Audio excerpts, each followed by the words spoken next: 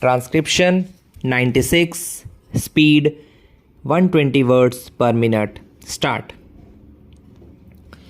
As you have already pointed out, under Article 323 of the Constitution, the Union Public Service Commission submits annual reports, and these reports are laid before both the Houses of Parliament along with any memorandum, if there be any, from the government explaining their position as to why they have not accepted the particular advice of the Commission. Sir, we have so far received 3 such reports from the Commission, and I have gone through these reports. Sir, the general impression that I have gathered after going through these 3 reports is that, apart from the fact that there have been cases of non-acceptance of the Commission's advice in many important matters, there are, sir, very serious irregularities committed by the executive government in the matter of appointments to the civil posts and the civil services. If you permit me, sir, I may add that I have found that there are occasions when the government has even bypassed the Houses of Parliament in their anxiety to provide for their favoritism. Sir, under Article 320 of the Constitution, as you have already pointed out, the recruitments to civil posts and the civil services are to be made by the Union Public Service Commission. There are 2 basic ideas underlying this system of recruitment to the civil services adopted in our Constitution. Firstly, we desire that all eligible persons to a particular post should be entitled to enter into a fair and free competition to get that job. Secondly, we want to avoid all elements of patronage in the matter of appointments to our civil services. You will find that under the old regulation, which has been kept in force under Article 372, there are several categories of employment and posts which have been kept away from the purview of the Union Public Service Commission. One of these categories is temporary appointments lasting for less than a year. I maintain from a review of all these reports that the government has abused this power of temporary appointments.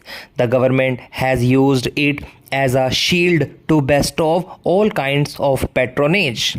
Sir, if you look at the posts, you will find that on the very face of it, they are not temporary posts, but that they are likely to continue for more than a year.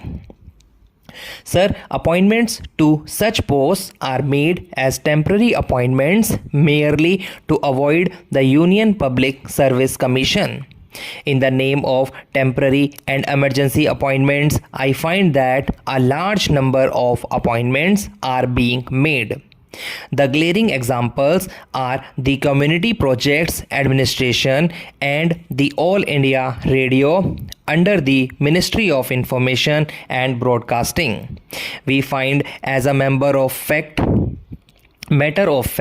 such appointments being made by every ministry, but these are the very glaring examples, and I would like the Honorable Minister to tell this House as to how many temporary appointments are being made every year by the government and how many of them are continued even after the end of the year. Sir, they make the temporary appointments and they keep these appointments going on year after year, and they do not also consult the Commission, although under the Constitution they are required to do so. Apart from bringing in an element of patronage in the civil appointments, this procedure acts very unfairly to the other candidates who compete from the open market when these temporary posts are made permanent.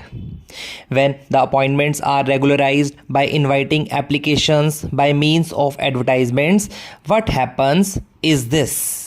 We cannot prevent these temporary appointees from competing in such examinations, and these temporary appointees who have gained experience at the cost of the taxpayer compete with the candidates from the open market and do better because of the experience that they have gained. I know it from my personal knowledge that appointments in the temporary cadre are purposely made in order that a particular candidate may gain experience and do better at competitive examinations and have a better chance of getting a permanent government service. Otherwise, he could never have got such a post. Sir, not only this, but the Commission have also referred to the fact that advertisements are drafted in such a way that it may suit a particular person.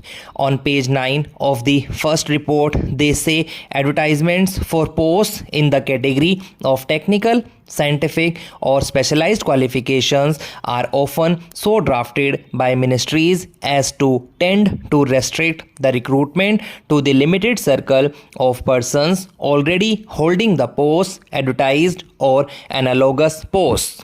One of the main functions of the Commission is to so draft the advertisement without sacrificing the requirements of the post as to ensure a competitive selection for the post from the widest field. I have looked into the regulations and the method by which the Public Service Commission works in UK. There is the ministries merely inform the Service Commission that they want such a post to be filled with a person of such and such qualifications. The advertisement is drafted by the Service Commission and not by the ministries as is done here.